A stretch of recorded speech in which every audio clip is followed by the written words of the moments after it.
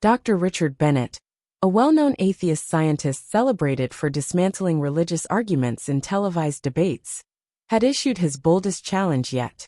This time, he didn't want to argue with theologians, scholars, or pastors. He wanted to debate a child.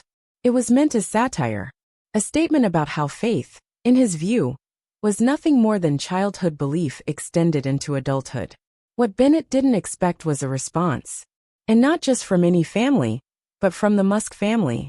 The challenger?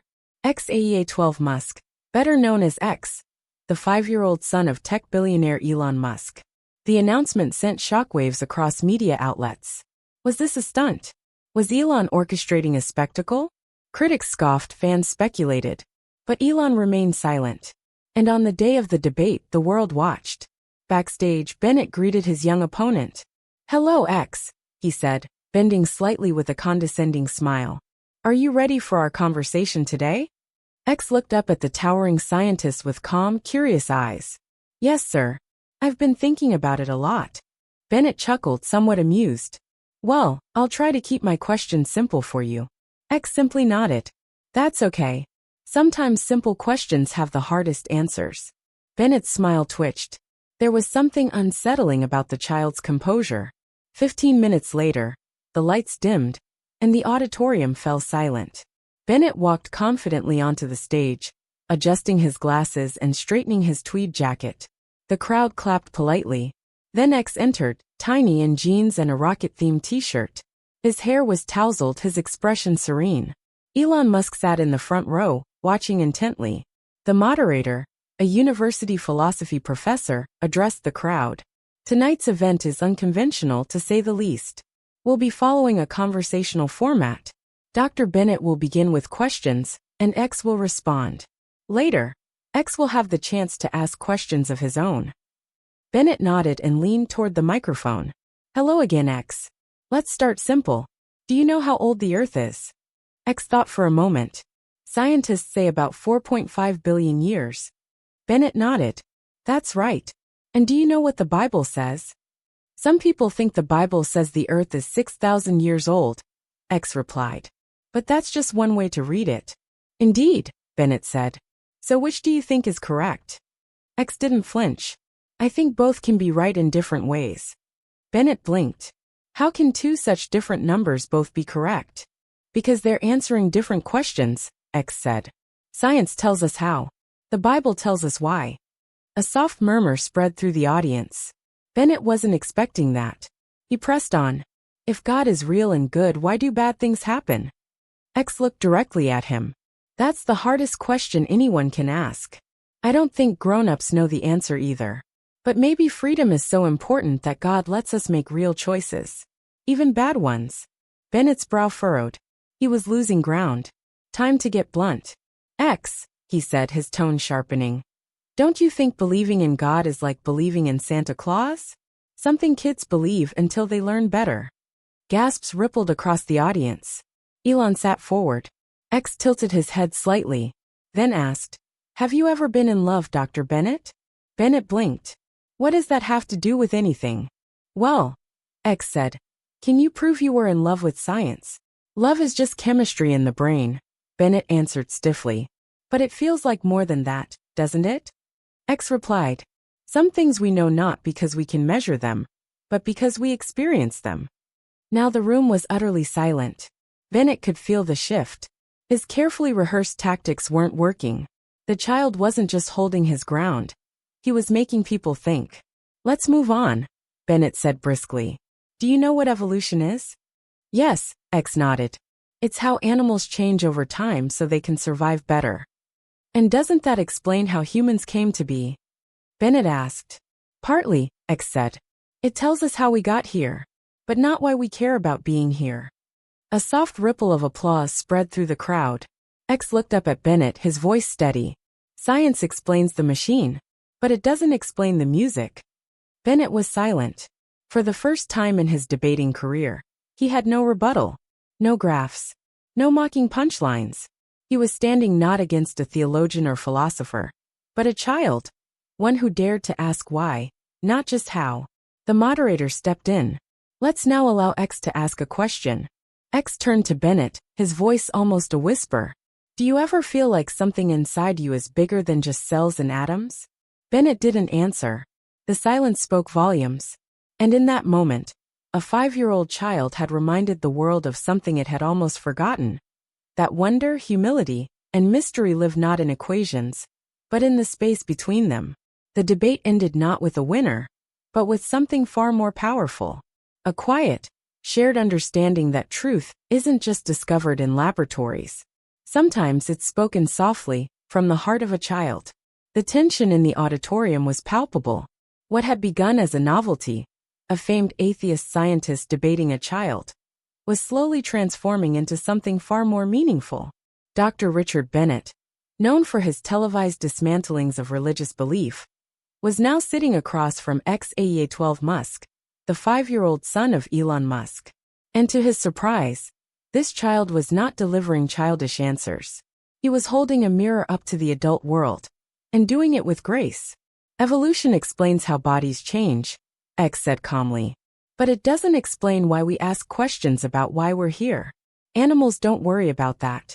Bennett's fingers twitched against the podium. The child wasn't falling into the traps he'd set. Trying a new line of attack, Bennett leaned in. There are many religions in the world, he said, all claiming to be true. How can anyone know which one, if any, is correct? X tilted his head, considering. I think maybe they're like people looking at a really tall mountain from different sides. They're all seeing the same mountain, just from different places. Bennett's eyes lit up. He saw an opening. But if they contradict each other, they can't all be right, can they? They can, X replied softly. If they're using different words to describe the same truth. Like how scientists used to say light was a wave. Then they said it was particles. And now they know it's both. The crowd was silent. Bennett adjusted his tie, his confidence clearly shaken. The moderator stepped in. We'll now allow X to ask Dr. Bennett a few questions. Bennett straightened up, forcing a polite smile. But his discomfort was obvious. X looked at him, eyes steady. Dr. Bennett, why did you want to debate a kid? There was a ripple of laughter through the audience. To show, Bennett said carefully, that religious beliefs are often taught before critical thinking develops. X nodded thoughtfully. Have you ever changed your mind about something important? Of course, Bennett replied. That's part of science, revising ideas based on new evidence. What made you change your mind? X asked. New information. Facts. Evidence, Bennett said. So, you needed reasons, X concluded. Not just someone telling you were wrong. Bennett nodded, more slowly this time. I think that's how faith works too, X said. People need reasons to believe. That's why I wanted to do this. Not to make you believe what I believe. Just to share reasons. The room was still. Bennett was silent. He had come prepared to correct naive thinking. But what he encountered was something else entirely. Humility and sincerity paired with surprising insight. He needed to change tactics. X, Bennett said, clearing his throat. Let me ask you something more concrete. Do you believe in miracles, things that break the laws of nature? X paused. I believe amazing things can happen that we don't understand yet. Science has explained lots of things that used to be called miracles. Bennett pounced. Isn't it reasonable to assume that all so-called miracles just have natural explanations we haven't discovered yet? Maybe, X said. But learning how something works doesn't mean nobody made it work that way. Bennett frowned. It's like when my dad shows me how a rocket engine works. I learn how. But that doesn't mean no one built it. More nods in the audience. Bennett could feel the crowd slipping further from his grasp. We've never found empirical evidence of the supernatural, Bennett said firmly. X looked confused. What does empirical mean? Evidence we can observe with our senses. Or measure with instruments. Oh, X nodded. But we use more than our 5 senses to know stuff, right? Like math. We can't see or touch numbers, but they're still real and true. The audience murmured in agreement. Bennett sighed. This child was not sidestepping the questions. He was reframing them entirely. Let's talk about suffering, Bennett said. If God is all-powerful and loving, why is there so much pain in the world? X's expression turned serious. I don't know all the answers, he admitted. But sometimes the things that hurt us also help us grow. Like when I was learning to ride my bike. I kept falling, and it really hurt. But I got better. That doesn't explain natural disasters or diseases, Bennett said. Horrible things that kill people. You're right, X said honestly. Those are harder. But just because I don't understand doesn't mean there isn't a reason. He glanced at his father in the crowd, then looked back at Bennett. Sometimes I don't understand my dad's work either. That doesn't mean it's not real. It just means I need to grow more before I get it. The auditorium was silent. Dr. Bennett, for the first time in his career, had nothing to say. He hadn't been defeated by a theological argument or a logical fallacy. He had been disarmed by the truth spoken through a child's heart. A truth that wasn't trying to win, but to understand. X had never raised his voice. He never argued. He asked questions, listened carefully, and answered with honesty. And in doing so, he reminded everyone in the room that faith and reason are not always enemies. Sometimes, they are just children and adults asking the same questions from different sides of the same mountain. The silence in the auditorium had grown heavier, not from boredom or tension, but from reflection. What had started as a novelty debate had transformed into something profoundly human. Dr. Richard Bennett, a prominent atheist known for dismantling religious beliefs with cold logic, found himself grappling with a different kind of challenge. One wrapped in the voice of a 5-year-old boy who spoke not from a podium of experience, but from a well of childlike wisdom. Do you think people who don't believe in God can be good people? Bennett asked, trying to steer the conversation toward something more familiar. Of course, X said without missing a beat. My dad says goodness comes from inside people, not just from rules. Bennett latched onto that. Then why do we need religion at all, if people can be good without it? X paused, considering the question seriously. Maybe it's like having a map when you're trying to find your way. You might get there without it, but it's easier with directions, especially if they're from someone who's been there before. The audience murmured, impressed by the metaphor. The moderator stepped in. We'll now let X ask another question. X turned toward Bennett, curiosity plain on his face. What makes you happiest about believing there's no God? The question hit like a lightning bolt. Bennett blinked. No one had ever asked him that. Debates were always about logic and evidence, not personal joy. I wouldn't say it makes me happy to be an atheist, he said, caught off guard. It's about being intellectually honest. So, it doesn't make you happy? X asked, sounding genuinely concerned. That's not the point, Bennett said, regaining composure. Truth isn't about what makes us feel good. That's true, X nodded. But don't you think the truth about the biggest questions should make sense of our deepest feelings too? Like, why we care about right and wrong, or why beautiful things make us feel something special? Bennett was silent. The boy's words weren't combative. They weren't defensive. They were disarmingly honest, so much so that responding with cold rationalism felt strangely out of place. Those feelings evolved, Bennett finally said, falling back on familiar terrain. They helped our ancestors survive. That's why we have them. Maybe, X replied. But that explains why the feelings were useful, not why they feel true. Like love. Even if it's just chemicals in your brain. When you love someone, it feels like more than survival. It feels real. A woman in the audience wiped away a tear. Others nodded silently. Bennett glanced around. This was no longer just a crowd. These were people deeply engaged in something sacred, an honest search for meaning. I have one more question, X said softly. Are you afraid of being wrong? The room held its breath. Bennett looked down at the child, caught in a moment of raw introspection. The question was simple, but it cut deeper than anything else so far. Everyone should be open to being wrong, Bennett said, trying to stay composed. That's the scientific mindset. X didn't flinch. But my question was about being afraid. I get scared when I think I might be wrong about important things. Bennett was quiet. Then, almost reluctantly, he replied, yes. Sometimes I am. The moderator stepped in, announcing a short break before the final round. As the audience stood to stretch and talk, Bennett remained still at his podium. He wasn't victorious, nor was he humiliated. But something had shifted. His perfectly rehearsed narrative had unraveled. Not through defeat, but through an unexpected conversation that bypassed intellect and went straight to the heart. When they returned from the break, the tone had changed. What once felt like a public demonstration now resembled something far more intimate. An authentic exchange of ideas across an unexpected generational divide. Bennett looked more composed but humbled. X returned to his chair, his legs still dangling in the air, and offered the same warm smile.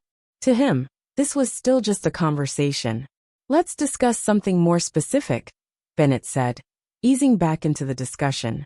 Do you believe the stories in religious texts actually happened exactly as they're written?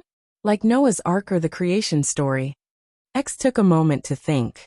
Some stories are meant to teach us truth, even if they didn't happen exactly that way.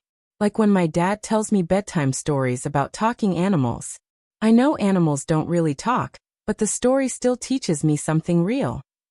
But many people insist those stories must be literally true, Bennett pressed. Isn't that a problem? Maybe some people need the stories to be real in that way, X answered. And that's okay. But for me, the story still has meaning, even if it didn't happen exactly like that. Bennett realized the boy wasn't dodging the question, he was elevating it. X wasn't defending dogma. He was opening the door to interpretation, understanding, and personal meaning. And the audience could feel it. X wasn't trying to win. He wasn't trying to prove anything. He was just exploring, thoughtfully, bravely, and with an openness that disarmed even the sharpest critiques. The debate wasn't over yet, but the outcome was already clear. This wasn't a clash between belief and reason. It was a conversation between humility and certainty, between questions and assumptions. And in that space, something beautiful had begun. Exactly true? X repeated thoughtfully. Maybe the important part isn't whether every detail in a story happened exactly like that, but what the story means. Bennett sensed an opening. But how do you know which parts to take literally and which are just stories? Isn't that cherry picking? X didn't flinch. It's hard sometimes, he admitted. But just because something is hard to understand doesn't mean it isn't worth trying. Like when I'm learning math, some problems are really hard. But that doesn't mean math isn't true. Bennett leaned in. But math gives us consistent answers. 2 plus 2 always equals 4. Religious interpretations vary wildly depending on who you ask. That's true, X said, nodding. But maybe that's because people are different, not because what they're looking for isn't real. Like when people look at art, they see different things. But the painting is still there. A ripple of appreciation spread through the audience. X's analogies, childlike yet profound, were cutting through the philosophical fog. Bennett was beginning to look more defensive with each exchange. Shifting tactics again, Bennett softened his tone. X, let me ask you something more personal. Why do you believe in God? Is it just because that's what you've been taught? X's reply was unexpected. Sometimes. I'm not sure if I believe, he said honestly. I have questions too. But when I look at the stars, or learn how complicated living things are, it feels like there must be someone who thought of it all. It's too amazing to be an accident. Bennett pounced gently. But that's an argument from personal incredulity. Just because something seems amazing doesn't mean it was designed. That's true, X said without resistance. But isn't it also true that just because something could happen by chance doesn't mean it did? The audience murmured in approval. This child wasn't trying to outwit Bennett. He was simply thinking out loud, and doing so with clarity that reached beyond intellectual posturing. The moderator stepped in. We'll now allow X to ask his next round of questions. X looked at Bennett curiously. Dr. Bennett, what do you think happens when people die? Bennett paused, then replied with careful precision. I believe consciousness ends. There is no afterlife. Does that make you sad? X asked quietly. It makes me value the one life we have, Bennett answered. X tilted his head. But don't you wish there was more? What I wish doesn't change reality, Bennett said, tightening his tone. That's true, X said gently. But wishing for something doesn't mean it can't be real either. Sometimes the things we hope for most point to something that might be true. Bennett shifted uncomfortably. My next question, X continued. is why do you spend so much time talking about something you don't believe exists? The room fell into stunned silence. Bennett hesitated. Because I believe harmful beliefs should be challenged. But, X asked softly, why does it bother you so much what other people believe, if it helps them be better people? Because truth matters, Bennett said firmly. And false beliefs can lead people to make bad decisions. X nodded. That's true. But, couldn't some true things be hard to prove with science? Like whether someone loves you? You can't put that in a test tube. The audience was no longer just watching. They were feeling. X's questions weren't accusations. They were earnest, searching, and disarming. He wasn't trying to defeat Bennett. He was trying to understand him. And in doing so, he forced Bennett to confront not just theological claims, but the deeper layers of human longing, purpose, beauty, love, and meaning. By the fourth segment of the debate, the spectacle many had come to witness had transformed. What had been billed as a seasoned intellectual dismantling childish faith had become something else entirely. Dr. Bennett, once so confident and commanding, now appeared visibly altered, not humiliated, but humbled. The child had not only held his own but reminded everyone in the room of something easy to forget. Some of life's most important truths live not in complexity, but in simplicity, and the courage to ask questions with an open heart. And as the audience sat in awe, one thing was clear. This debate was never about victory. It was about the questions themselves, and the people brave enough to ask them.